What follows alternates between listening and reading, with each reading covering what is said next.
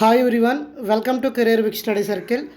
RRB NTPC 2025 మనం ఈ RRB NTPC కోసం ర్యాపిడ్ బ్యాచ్ అని ఒక బ్యాచ్ని స్టార్ట్ చేసి ఎవ్రీడే మనకి 300 క్వశ్చన్స్ అయితే ప్రాక్టీస్ చేయడం జరుగుతుంది.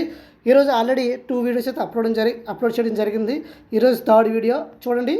మనకి హిస్టరీకి సంబంధించి ప్రజెంట్ మనం మోడర్న్ హిస్టరీ డిస్కస్ చేయడం జరుగుతుంది. ఇందులో ఫస్ట్ క్వశ్చన్ చూడండి, 71st క్వశ్చన్.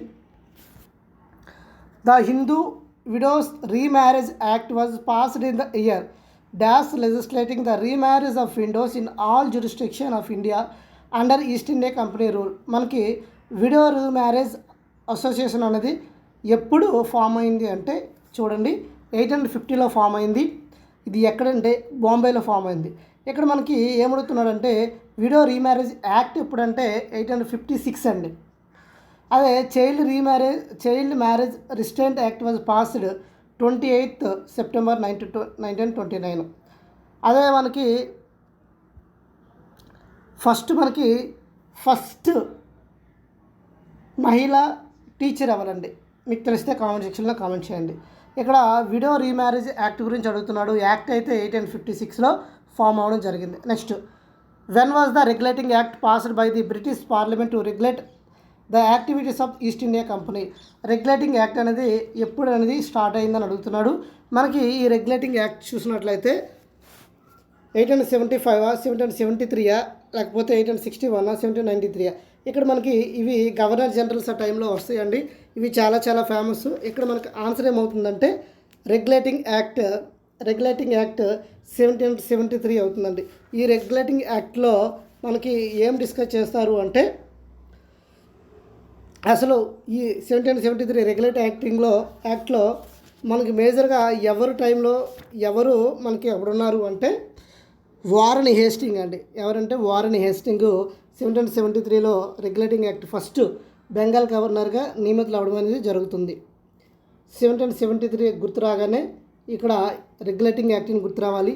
1773లో ఫస్ట్ బెంగాల్ గవర్నర్గా నియమితులు అయింది ఎవరు అంటే మనకి వారన్ హేస్టింగ్ అండి. ఎప్పుడు నుండి ఎప్పటి వరకు ఉంటారంటే 1773 నుండి 1785 వరకు ఉండడం జరుగుతుంది. ఇతని కాలంలో చూసినట్లయితే కలకత్తాని బెంగాల్ రాష్ట్ర రాజధానిగా చేస్తాడు. అదేవిధంగా కలకత్తాలో మనకి సుప్రీంకోర్టును కూడా స్థాపిస్తారండి. అదేవిధంగా రాష్ట్ర జిల్లా స్థాయిల్లో వీళ్ళు ఏం చేస్తారంటే క్రిమినల్ కోర్టులు కూడా ఎవరి కాలంలో ఏర్పాటు చేయడం జరుగుతుందంటే వారన్ హేస్టింగ్ టైంలోనే ఏర్పాటు చేయడం జరుగుతుంది. అదేవిధంగా జిల్లా సూపర్వైజర్ని కలెక్టర్లుగా పేరు మార్చింది ఎవరి కాలంలో అంటే వారన్ హేస్టింగ్ అండి. ఇక్కడ మనకి బెంగాల్లో ద్వంద్వ ప్రభుత్వాన్ని రద్దు చేసింది ఎవరు అన్నా వారన్ హేస్టింగ్. ఇతను ఏం చేస్తాడు అంటే విలియం జోన్స్తో కలిసి 1784వ సంవత్సరంలో ఆసియాటిక్ సొసైటీ ఆఫ్ బెంగాల్ని స్థాపిస్తాడండి. ఇక్కడ మనకి ఇంపార్టెంట్ 1773 రెగ్యులేటింగ్ యాక్ట్. ఒకసారి చూడండి, ఇక్కడ ఉన్న ఒక 4 ఇంపార్టెంట్ పాయింట్స్ చెప్తాను. 1773 రెగ్యులేటింగ్ యాక్ట్ని గుర్తు రావాలి. ఈ యాక్ట్ ప్రకారంగా వారన్ హేస్టింగ్ అనేవాళ్ళు బెంగాల్ గవర్నర్గా నియమితులు అవ్వడం జరుగుతుంది. ఇతను ఏం చేస్తాడు? ఈయన ప్రథమ గవర్నర్ జనరల్ అండి. నెక్స్ట్, కలకత్తాని బెంగాల్ రాష్ట్ర రాజధానిగా స్థాపిస్తాడు. అదేవిధంగా కలకత్తాలో సుప్రీంకోర్టుని ఈయన కాలంలోనే స్థాపించడం జరుగుతుంది. కలెక్టర్లు అనే పేరుని తీసుకొచ్చింది ఎవరు అంటే ఈయన కాలంలోనే జిల్లా సూపర్వైజర్ని కలెక్టర్గా పేరు మార్చడం జరుగుతుంది. అదేవిధంగా బెంగాల్లో ద్వంద్వ ప్రభుత్వాన్ని రద్దు చేసింది ఎవరన్నా వారన్ హేస్టింగే. అదేవిధంగా విలియం జోన్స్తో కలిసి ఏం చేస్తారంటే 1784వ సంవత్సరంలో ఆసియాటిక్ సొసైటీని ఆ బెంగాల్ని స్థాపించడం జరుగుతుంది. ఇక్కడ ఇన్ని పాయింట్లు గుర్తుంటే మీకు ఇంకెక్కడొచ్చినా ఈజీగా మీరు ఆన్సర్ చేయడం జరుగుతుంది. క్లియర్? ఇక్కడ 1773 regulating act. Next, Jawaharlal Nehru classified the following act a new charter of slavery అని ఏ యాక్ట్ని పిలవడం జరుగుతుంది అంటే గవర్నమెంట్ ఆఫ్ ఇండియన్ యాక్ట్ 1935 అండి. 1935 మనకి గవర్నమెంట్ ఆఫ్ ఇండియన్ యాక్ట్ 1935 చూసినట్లయితే ఇది మనకి వెరీ వెరీ ఇంపార్టెంట్ అండి. ఇక్కడ నుండి మనం ఏం చేసాము అంటే ఒక 250 ఆర్టికల్స్ ఈ 1935 యాక్ట్ ద్వారానే మన భారత రాజ్యాంగంలో చేర్చడం జరిగిందండి. కాబట్టి దీన్ని మనం చాలా 1935 భారత ప్రభుత్వం యాక్ట్ అనేది చాలా చాలా ఇంపార్టెంట్ అండి. నెక్స్ట్, రౌలట్ యాక్ట్ ఎప్పుడు జరిగిందంటే 1919లో మనకి జరుగుతుందండి. Rowlatt act. నెక్స్ట్ ఇక్కడ మనకు ఆన్సర్ ఏమంటే option C the right answer. Next question చూడండి. The government of India act 1919 which introduces several reforms was passed on the basis of which of the following reports. ఇక్కడ చూడండి, ఇక్కడ government act 1999 దీనికి ఏమని పిలుస్తారు అంటే 1990 మాంటెంగ్ చేమ్స్ఫర్డ్ సంస్కరణ చట్టం అని పిలుస్తారండి. Montagu Chelmsford option B is the right answer అండి. అదే మనకి 1909లో చూసినట్లయితే 1909ని ఏమంటాము అంటే 1990ని మనకి మోర్లే చేమ్స్ఫర్డ్ రిఫార్మ్స్ అంటారండి. మోర్లే మింటో రిఫార్మ్స్. ఇక్కడ ఏమవుతుందంటే మోంటేగ్ చేమ్స్ఫర్డ్ రిఫార్మ్స్, మోర్లే మింటో రిఫార్మ్స్ అనేది చూసినట్లయితే 1909. అదే ఇక్కడ మనకి 1990 మోంటేగ్ చేమ్స్ఫర్డ్ రిఫార్మ్స్ గురించి ఒకసారి క్లియర్గా చూద్దాం. రాష్ట్రాల్లో ద్వంద్వ పాలన ప్రవేశపెట్టడం అనేది ఈ యాక్ట్ ద్వారానే జరిగిందండి. భారత హైకమిషన్ పదవిని కూడా ఏర్పరచడం అనేది మనకి మోంటింగ్ చేమ్స్ఫర్డ్ రిఫార్మ్స్ ద్వారానే జరిగింది 1919. వెరీ వెరీ ఇంపార్టెంట్ అండి, ఇది గుర్తుపెట్టుకోండి. మాంటెంగ్ చేమ్స్ఫర్డ్ సంస్కరణ చట్టము ఏది అంటే 1919. అక్కడ మిమ్మల్ని కన్ఫ్యూజ్ చేయడానికి మోర్లే అని ఇవ్వడం జరిగింది, అది మోర్లే కాదు మాంటెగ్ అని గుర్తుపెట్టుకోండి. మనకి ఒక 4 ఇన్సిడెంట్స్ 1919లో జరుగుతాయండి. అవి ఏంటంటే ఒకసారి చూడండి. ఫస్ట్ రౌలట్ యాక్ట్ 1919లో జరుగుతుందండి. అసలు రౌలట్ యాక్ట్ అంటే ఏంటంటే మనకి మొదటి ప్రపంచ యుద్ధంలో కొన్ని అత్యవసర చట్టాలు చేయడం జరుగుతుందండి.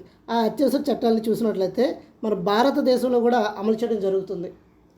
సో అందువల్ల ఏం చేస్తారు అంటే బ్రిటిష్ ప్రభుత్వానికి సిడ్నీ రౌలత్ నేతృత్వంలో ఒక కమిటీ ఏర్పాటు చేయడం జరుగుతుంది. వాళ్ళకి పోలీసులకి ఏంటంటే అన్లిమిటెడ్ పవర్స్ ఇవ్వడం జరుగుతుందండి. సో మీకు నచ్చినట్లు మీరు చేయండి అని పోలీసులకు అన్లిమిటెడ్ పవర్ ఇస్తారండి. అన్లిమిటెడ్ పవర్ ఇవ్వడం వల్ల ఏం చేస్తారు అంటే ఇక్కడ మనకి భారతదేశంలోని ప్రజల్ని బాగా హింసించడం జరుగుతుంది. అందువల్లే రౌలత్ చట్టాన్ని ఏమని చట్టం అంటామంటే నల్ల చట్టం అని ఏ చట్టాన్ని పిలుస్తారు అంటే రౌలత్ చట్టం అండి. అదేవిధంగా 1990లో ఇంకొక జరుగుతుంది ఏంటంటే జలియన్వాలా బాగ్ అండి. జలియన్వాలా బాగ్ చూసినట్లయితే మనకి అమృత్సర్లో డాక్టర్ సచ్చిదానంద్ పాలు, అదేవిధంగా సైఫుద్దీన్ చులు అనే ఒక ఇద్దరు పర్సన్లు ఏంటంటే ఈ జలియన్వాలా దీనిలో మనకి వీళ్ళిద్దరూ ఒక జలియన్వాలా బాగ్ అనే ఒక ప్లేస్లో ఏం చేస్తారంటే మీటింగ్ పెట్టుకోవడం జరుగుతుందండి. అక్కడ డేట్ కూడా ఇంపార్టెంట్. 1919 ఏప్రిల్ 13 ఇక్కడ వీళ్ళ నాయకులందరినీ అరెస్ట్ చేస్తారు. ఇక్కడ ఎక్కువ మందిని చంపేయడం జరుగుతుందండి. అనేక వేల మందిని ఇక్కడ చంపేయడం జరుగుతుంది. ఎవరు జరుపుతారు కాల్పులు అంటే జనరల్ డయ్యర్ అనే పర్సన్ ఏం చేస్తాడు అంటే కాల్పులు జరుపుతాడండి. ఆ కాల్పులు జరపడం వల్ల వేలాది మంది మనకి భారతీయులు చనిపోవడం జరుగుతుంది. ఇక్కడే మనకి జలియన్వాలా బాగ్ అనేది 1919లో జరుగుతుంది. ఇంకొకటి ఏం చేస్తారంటే 1919లో మాంటింగ్ చేమ్స్ఫర్డ్ సంస్కరణ జరుగుతాయి. అదేవిధంగా మనకి ఖిలాఫత్ ఉద్యమం అనేది చూసినట్లయితే ఈ 4 ఇన్సిడెంట్లు అనేవి 1919లో జరుగుతాయండి. ఇది గుర్తుపెట్టుకోండి. 1919 వచ్చింది కాబట్టి ఇక్కడ 4 ఇంపార్టెంట్ ఉంది. ఆ 4 పాయింట్స్ మీరు గుర్తుపెట్టుకోవాల్సి ఉంటుంది. ఇక్కడ ఆన్సర్ ఏమవుతుంది అంటే option B is the right answer. Next question చూడండి.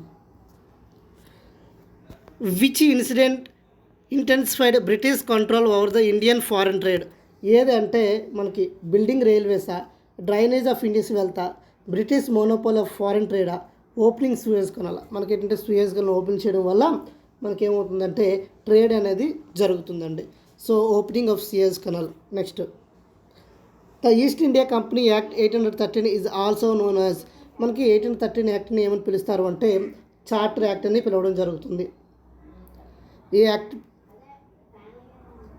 మనకి బి అనేది the East India Company act 1813 is also known as charter act అని పిలవడం జరుగుతుంది. Next which of the following act empowered the British East India Company to reaction the territories and revenue in India in trust for crown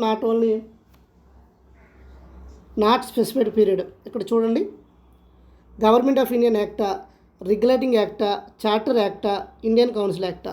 ఇక్కడ చూడండి ఒక్కొక్క పేర్లు. మనకి government of Indian act అనేది చూసినట్లయితే వెరీ వెరీ ఇంపార్టెంట్. ఇది మనకి రాజ్యాంగంలో రాసిన వివిధ అంశాలు అరౌండ్ 250 ఆర్టికల్స్ అనేవి ఎక్కడి నుండి తీసుకున్నామంటే గవర్నమెంట్ ఆఫ్ ఇండియన్ యాక్ట్ 1935 నుండి తీసుకోవడం జరిగింది. అదేవిధంగా 7073 రెగ్యులేటింగ్ యాక్ట్ మనకి వారన్ హేస్టింగ్ బెంగాల్ గవర్నర్గా నియమితులు అవుతాడు. జిల్లా కలెక్టర్ అనే పదవిని జిల్లా సూపర్వైజర్ని జిల్లా కలెక్టర్ని చేయడం అనేది రెగ్యులేటింగ్ యాక్ట్ ద్వారా జరుగుతుంది. చార్టర్ యాక్ట్ 1853 ఇక్కడ మనకి ఆన్సర్. ఇండియన్ కౌన్సిల్ యాక్ట్ 1909 మనం చూసినట్లయితే ఇప్పుడే మనం డిస్కస్ చేసుకున్నాం. ఏంటంటే మోర్లే మింటో మోర్లే మనం చెప్తాం అక్కడ. ఇక్కడ మనకి ఆన్సర్ ఏమవుతుందంటే option C the right answer. Next, in which year was the municipal corporation in Calcutta set of the royal charter? Municipal corporation చూసినట్లయితే కలకత్తాలో ఎప్పుడు స్టార్ట్ చేశారు అంటే 1726లో స్టార్ట్ చేయడం జరుగుతుందండి. అడుగుతున్నాడు ఏంటంటే మున్సిపల్ కార్పొరేషన్ అనేది కలకత్తాలో ఎప్పుడు స్టార్ట్ చేశారు అంటే 1726 సంవత్సరంలో స్టార్ట్ చేయడం జరిగింది. చాలామంది ఏమడుగుతున్నారు అంటే సార్ మాకు గ్రూప్ డి కూడా ప్రీవియస్ ఇయర్ క్వశ్చన్ చేయండి అంటున్నారు. ఇక్కడ నేను ఎక్స్ప్లెయిన్ చేసేది గ్రూప్ డి, ఎన్టీపీసీ, ఏఎల్పి, రైల్వేకి సంబంధించిన అన్ని క్వశ్చన్లు నేను ఎక్స్ప్లెయిన్ చేస్తున్నాను. ప్రత్యేకించి గ్రూప్ డి కంటూ సెపరేషన్ ఏం లేదండి. ఈ క్వశ్చన్సే గ్రూప్ డీలో వస్తాయి. ఈ క్వశ్చన్ అనేది ఆర్ఆర్బి గ్రూప్ డీలో రావడం జరిగింది. ఇంకెవరైనా మన ఛానల్ని సబ్స్క్రైబ్ చేయకపోతే సబ్స్క్రైబ్ చేసుకోండి, లైక్ చేయకపోతే లైక్ చేయండి. The Indian council act 1990 is also termed ఏమని పిలుస్తారు అంటే 1909ని మోర్లే మింటే రీఫార్మ్స్ అండి. Very very important. ఇక్కడ క్విట్ ఇండియా మూవ్మెంట్ చూసినట్లయితే 1942లో జరుగుతుంది. ఇది ఎవరి కాలంలో అంటే ఇక్కడ దీన్ని గాంధీజీ ఏమిస్తాడు అంటే డూ ఆర్ డై అని ఒక స్లోగన్ ఇవ్వడం జరుగుతుంది. క్విట్ ఇండియా మూమెంట్ని ఏమని పిలుస్తామంటే ఆగస్ట్ మూమెంట్ అని కూడా పిలవడం జరుగుతుంది. ఇక్కడ మనకి ఈ క్విట్ ఇండియా మూమెంట్లో ఏం జరుగుతుంది అంటే నాయకులందరినీ అరెస్ట్ చేయడం జరుగుతుంది. అప్పుడు మహిళలే లీడ్ చేస్తారు. అయితే ఆ మహిళల పేర్లు మీకు తెలిస్తే కామెంట్ సెక్షన్లో కామెంట్ చేయండి. అదేవిధంగా భారత జెండాని ఆవిష్కరించింది ఎవరు? ఇక్కడ మనకి పింగళ వెంకయ్య తెలుసండి, కానీ ఒక మహిళ కూడా ఆవిష్కరించడం జరుగుతుంది. ఆ మహిళ పేరు కూడా మీకు తెలిస్తే కామెంట్ సెక్షన్లో కామెంట్ చేయండి. ఇక్కడ చూడండి, మోర్లే మింటే ఎంఎం రీఫార్మ్స్ చూసినట్లయితే 1909. అదే ఎంసీ చూసినట్లయితే మాంటింగ్ చేమ్స్ఫర్డ్ 1919. ఇది క్లియర్గా గుర్తుపెట్టుకోండి. మనకి సైమన్ కమిషన్ చూసినట్లయితే ఈ సైమన్ కమిషన్ మనకి సైమన్ కమిషన్ గో బ్యాక్ అంటామండి. సైమన్ కమిషన్ గో బ్యాక్ అని ఎందుకంటామంటే ఈ సైమన్లో మనకి ఎంతమంది ఉంటారు అంటే మీరు సైమన్ కమిషన్లో ఎంతమంది ఉంటారని అడుగుతారండి. మీరు గుర్తుపెట్టుకోవడానికి సింపుల్ కోడ్ ఏంటంటే చూడండి, ఇక్కడ ఆప్షన్లో సైమన్ కమిషన్ ఉంది కదా, ఆప్షన్ సిలో చూడండి. సైమన్ కమిషన్ గురించి మాట్లాడితే మనం S7 అని గుర్తుపెట్టుకోండి. ఎస్ అంటే 7 ఎస్ ఫర్ 7 అని గుర్తుపెట్టుకోండి. 7. సైమన్ కమిషన్లో ఎంతమంది ఉంటారంటే 7 మెంబర్స్ ఉంటారు. వాళ్ళు ఎంతమంది అంటే 1+6 మెంబర్స్.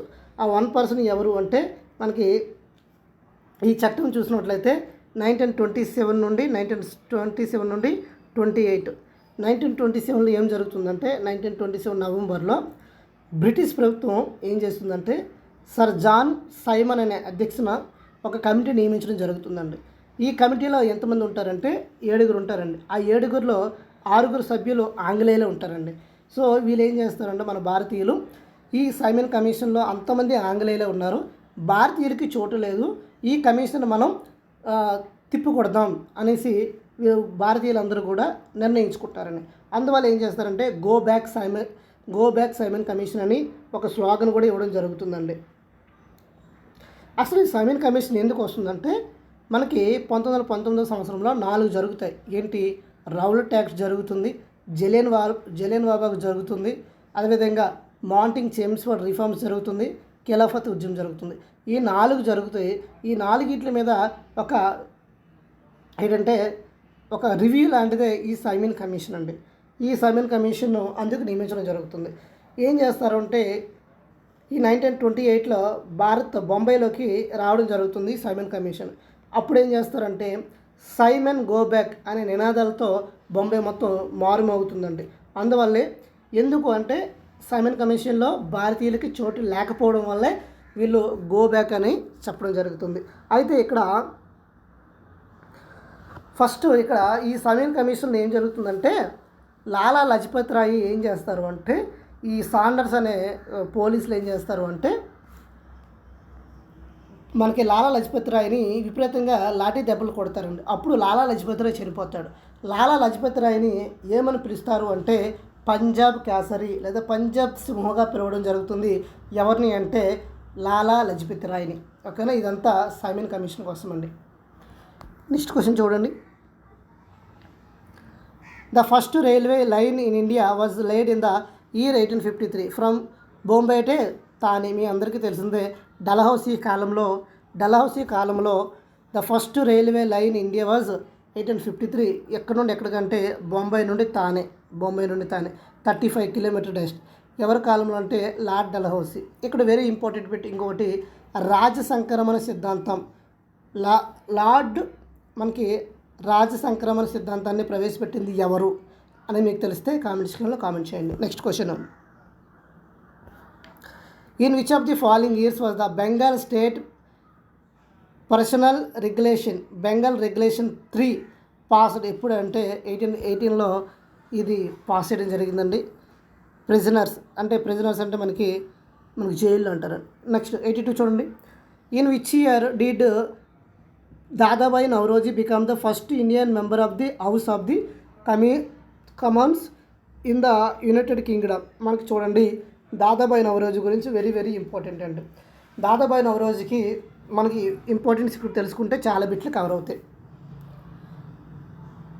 మనకి ఎప్పుడు అంటే 1892లో దాదాబాయి నవరోజీ ఏం చేస్తారు అంటే యూకేకి మనకి హౌస్ ఆఫ్ కామన్స్కి ఎన్నికవడం జరుగుతుందండి. Dadabhai Naoroji was much famous the grand old man of India. భారత కురువృద్ధుడు అని ఎవరిని పిలవడం జరుగుతుందంటే Dadabhai Naoroji grand old man of India అని పిలవడం జరుగుతుంది. ఈ was the first Asian to be elected the British parliament in 1892లో మనకి యూకేకి బ్రిటిష్ పార్లమెంట్కి ఎన్నుకోవడం జరుగుతుంది. అదేవిధంగా ఇతను కొన్ని థీరీస్ అనేది ఇవ్వడం జరుగుతుంది. ఏంటంటే డ్రైన్ ఆఫ్ వెల్త్, భారత సంపదని దోచుకుంటున్నారు అనే ఒక సిద్ధాంతాన్ని, డ్రైన్ ఆఫ్ వెల్త్ అని ఒక బుక్ను కూడా రాస్తాడు. అదేవిధంగా పావర్టీ అండ్ అన్బ్రిటిష్ రూల్ అనే ఇంకొక బుక్ కూడా రాయడం జరుగుతుంది. అదేవిధంగా ఇండియన్ నేషనల్ కాంగ్రెస్కి ఇతడు అధ్యక్షుడిగా 3 సార్లు అధ్యక్షుడిగా చేయడం జరుగుతుందండి. 3 సార్లు అధ్యక్షుడిగా చేయడం జరుగుతుంది. అది ఎప్పుడు అంటే చూడండి, ఇక్కడ మనకి దాదాబాయి నవరోజీ కోసం వెరీ వెరీ ఇంపార్టెంట్ కొన్ని పాయింట్స్, డ్రైన్ ఆఫ్ వెల్త్ అని, అదేవిధంగా పావర్టీ అండ్ అన్బ్రిటిష్ రూల్. ఈ బుక్ను కూడా రాసింది ఎవరు అంటే దాదాబాయి నవరోజీ. ఇక మనకి కాంగ్రెస్కి ఐఎన్సీ అంటే ఇండియన్ నేషనల్ కాంగ్రెస్ ఎప్పుడు స్టార్ట్ అయింది? ఇక్కడ చూడండి, మీకు ఐఎన్సీ కోసం కొన్ని ఇంపార్టెంట్ పాయింట్స్ మీకు చెప్తాను, మళ్ళీ ఇవి రిపీట్ అవుతాయి చూడండి. ఐఎన్సీ ఎప్పుడు స్టార్ట్ అయ్యిందంటే 1885లో స్టార్ట్ అవ్వడం జరిగిందండి. ఇది మొదటి సమావేశం 1885 సంవత్సరం నుండి 85 సంవత్సరంలో డిసెంబర్ 28 నుండి 37 మధ్యలో బొంబాయిలోని ఎక్కడ జరిగిందంటే గోకుల్ దాస్ తేజ్పాల్ సంస్కృత కళాశాలలో జరిగిందండి.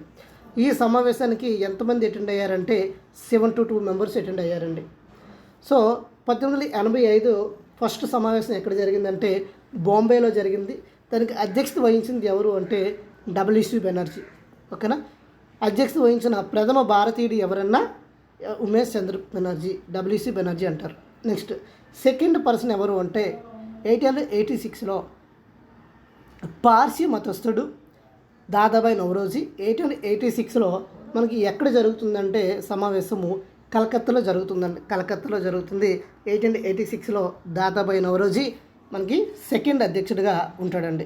ఐఎన్సీ సెకండ్ అధ్యక్షుడు ఎవరు అంటే దాదాబాయి నవరోజీ.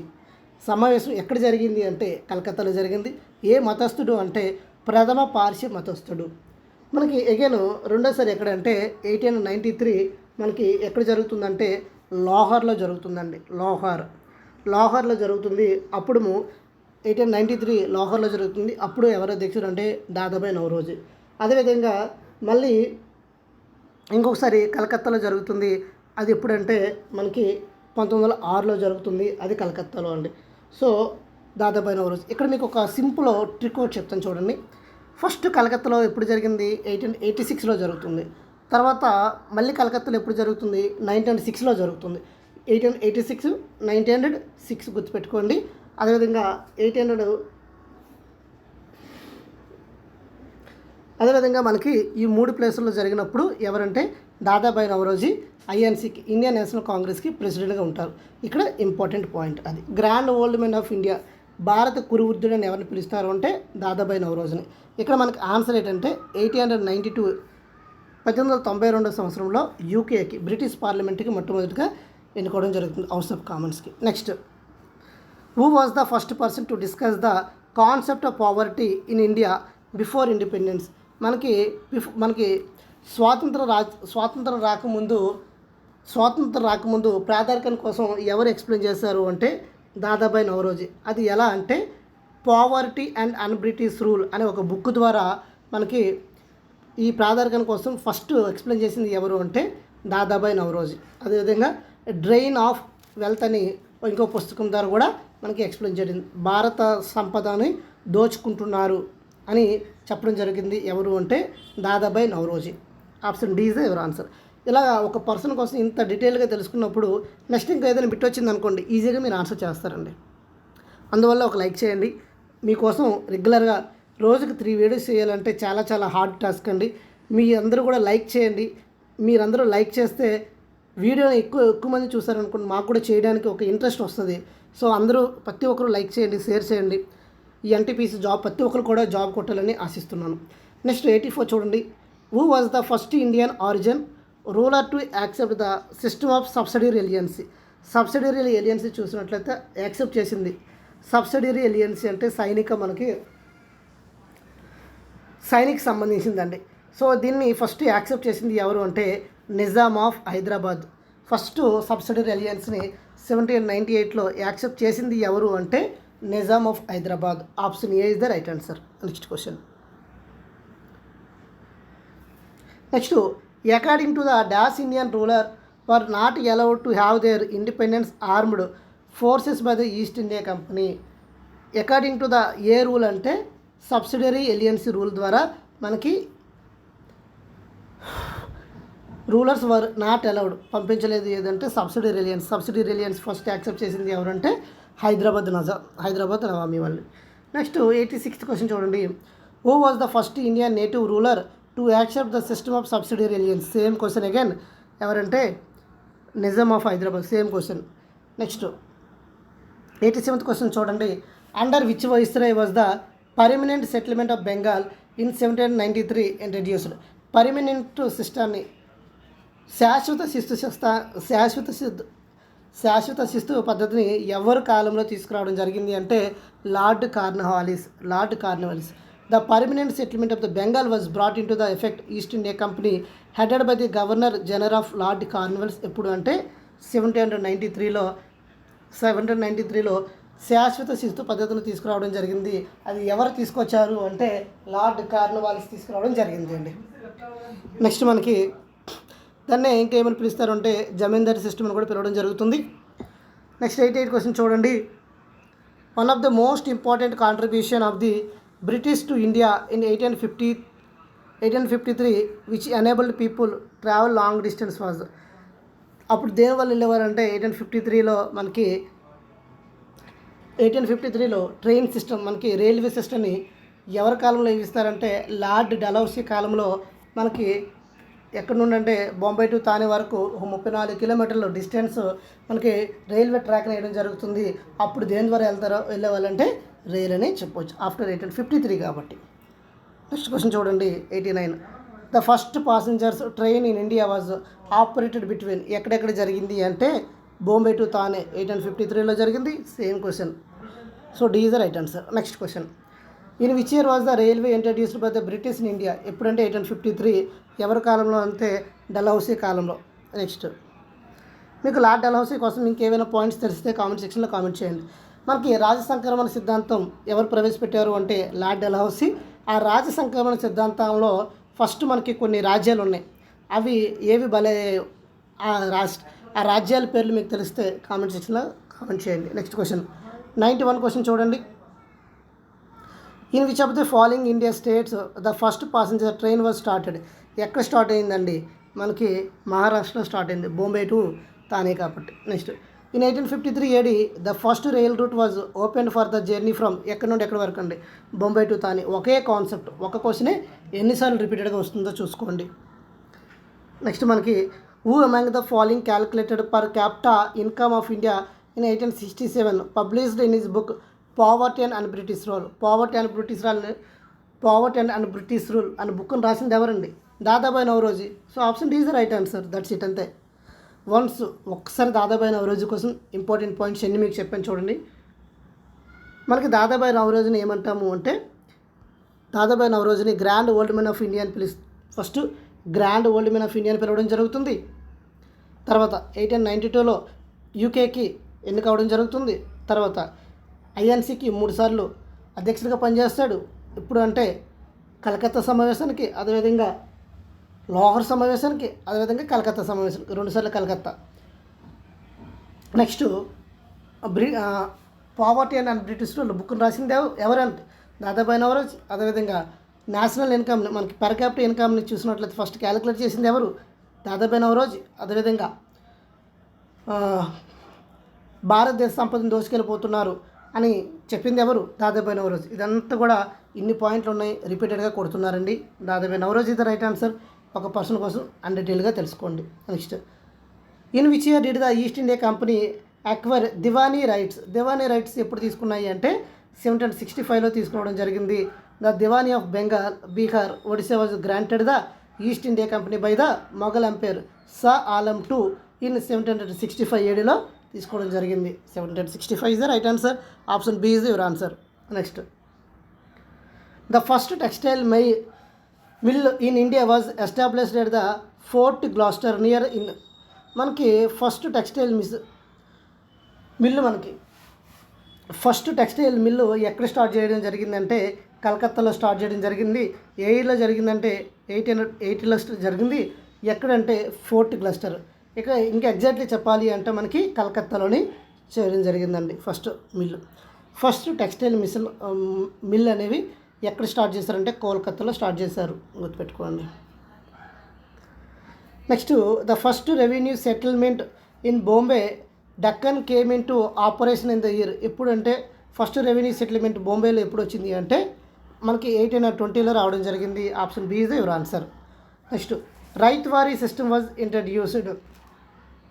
రైతువారీ సిస్టాన్ని ఎప్పుడు ఇంట్రడ్యూస్ చేశారని అడుగుతున్నారు. మనకి ఆన్సర్ ఏమవుతుందంటే రైతువారీ సిస్టాన్ని ఇంట్రడ్యూస్ చేసింది మనకి 1820లో. So option B is your answer అండి. Option B is your answer. Next మనకి క్వశ్చన్ చూడండి, where was the Indian first jute mill అండి. ఫస్ట్ జూట్, ఇక్కడ మనకి రైతువారీ సిస్టమ్ వాజ్ ఇంట్రడ్యూస్డ్ ఎప్పుడంటే 1820 అండి. Option B is the right answer. ఎవరి కాలంలో రైతువారీ సిస్టమ్ రావడం జరుగుతుందంటే థామస్ మున్రో టైంలో రావడం జరుగుతుందండి. Thomas Munro very very important. Permanent settlement lord Cornwallis అయితే రైతువారీ సిస్టమ్ తీసుకొచ్చింది థామస్ మున్రో. ఓకేనా, Thomas Munro. Next, ryotwari system was introduced in dash and Madras. ఎక్కడ స్టార్ట్ జరిగిందంటే బొంబై, మద్రాస్లో ఈ రైతువారీ సిస్టమ్ అని తీసుకురావడం జరిగింది. ఈ రైతువారీ సిస్టాన్ని ఎప్పుడు తీసుకొచ్చారు అంటే 1820లో తీసుకురావడం జరిగింది. అది మనకి రైతువారీ సిస్టమ్ 1820లో తీసుకోవడం జరిగింది. Ryotwari system was introduced in dash and Madras అంటే బొంబై అండి. నెక్స్ట్ క్వశ్చన్ చూడండి, colonial rule was first established in. Colonial రూల్ని ఎస్టాబ్లిష్ ఇప్పుడు అంటే ఎక్కడ ఎస్టాబ్లిష్ చేశారు అంటే మనకి బెంగాల్లో ఎస్టాబ్లిష్ జరుగుతుంది. Colonial rule was first established in Bengal అండి. Next, who was the Raja of Burdwan when permanent settlement was imposed. Permanent సెటిల్మెంట్ని ఎప్పుడు ఇంపోజ్ చేశారు అంటే మనకి ఎవరు తీసుకొచ్చారంటే లార్డ్ కార్న్వాలిస్ తీసుకురావడం జరుగుతుంది. ఇది మనకి 1793లో తీసుకురావడం జరుగుతుంది లార్డ్ కార్న్వాలిస్. ఇక్కడ మనకి హూ వాజ్ రాజా ఆఫ్ బుడ్వాన్ అనేది చూసినట్లే ఎప్పుడంటే తేల్చింది అండి. Next, British as divided the territories in India into province Bengal, Bombay, Madras were called. దీన్ని ఏమని పిలిచేవాళ్ళంటే ప్రెసిడెన్సీ వాళ్ళు, అంటే సంస్థలను పిలిచేవాళ్ళండి, ప్రెసిడెన్సీ అని పిలిచేవాళ్ళు. నెక్స్ట్ 1 or 2 క్వశ్చన్ చూడండి, where was the Indian first jute mill established. Indian jute mill first ఎక్కడ ఎస్టాబ్లిష్ చేశారు అంటే మనకి బెంగాల్లో ఎస్టాబ్లిష్ చేయడం జరిగిందండి. The first jute mill was established at Rishra on river Hooghly దగ్గర మనకి ఈ జూట్ మిల్ని ఎస్టాబ్లిష్ చేయడం జరిగింది. ఇది ఎక్కడుందంటే కలకత్తాలో ఉందండి. ఏ ఇయర్లో అంటే 855లో తీసుకురావడం జరిగింది. ఫస్ట్ ఏ మిల్ అంటే అక్లాండ్ మిల్ అండి. ఫస్ట్ జూట్ మిల్ ఏంటంటే అక్లాండ్ మిల్లు 855లో. ఓకేనా, ఇదంతా మనకి జూట్ మిల్ కోసం. అదే టెక్స్టైల్ మిల్ అన్నా కలకత్తాలే, అదేవిధంగా జూట్ మిల్ అన్నా బెంగాల్. ఈ రెండు చూసుకోండి, దగ్గరలో ఉన్నాయి. మనకి రిపీటెడ్గా అడుగుతున్నాడు కూడా. నెక్స్ట్ క్వశ్చన్ చూడండి. Dash was introduced in Bengal, Bihar and Odisha by lord Cornwallis. Lord Cornwallis పేరు రాగానే మీకు గుర్తు రావాల్సింది మైండ్లో పర్మనెంట్ సెటిల్మెంట్ అని గుర్తు రావాలి. ఇక్కడ మనకు ఆన్సర్ ఏంటంటే పర్మనెంట్ సెటిల్మెంటు ఎక్కడంటే బెంగాల్, బీహార్, ఒడిశా ఇక్కడ వీళ్ళు పర్మనెంట్ సెటిల్మెంట్ చేయడం జరిగింది. అదే రైతు వారి సిస్టమ్ తీసుకొచ్చింది ఎవరు అంటే థామస్ మున్రో. నెక్స్ట్ అదేవిధంగా మహల్వారీ సిస్టమ్ని ఎవరు తీసుకురావడం జరిగిందంటే హాల్ట్ మకంజో. పర్మనెంట్ సెటిల్మెంట్ని తీసుకొచ్చింది లార్డ్ కార్న్వాలిస్, రైతు వారి సిస్టమ్ తీసుకొచ్చింది థామస్ మున్రో, మహల్వారీ సిస్టమ్ని తీసుకొచ్చింది మనకి మకంజో, హాల్ట్ మకంజో అని గుర్తుపెట్టుకోండి. Next in which year was the permanent settlement brought in to effect by the east India company. మనకి ఇన్ విచ్ ఇయర్ ఎప్పుడు తీసుకురావడం జరిగింది అంటే 1793. ఇప్పటి వరకు డిస్కస్ చేసుకున్నాం. 1793లో పర్మనెంట్ సెటిల్మెంట్ అనేది రావడం జరిగింది బెంగాల్లో. ఎక్కడంటే బీబీఓ అంటే బెంగాల్, బీహార్, ఒడిశాలో తీసుకురావడం జరిగింది. Next in 1793 dash was introduced in Bengal, Bihar, Odisha permanent settlement. Answer ఏమవుతుందండి? So permanent settlement D.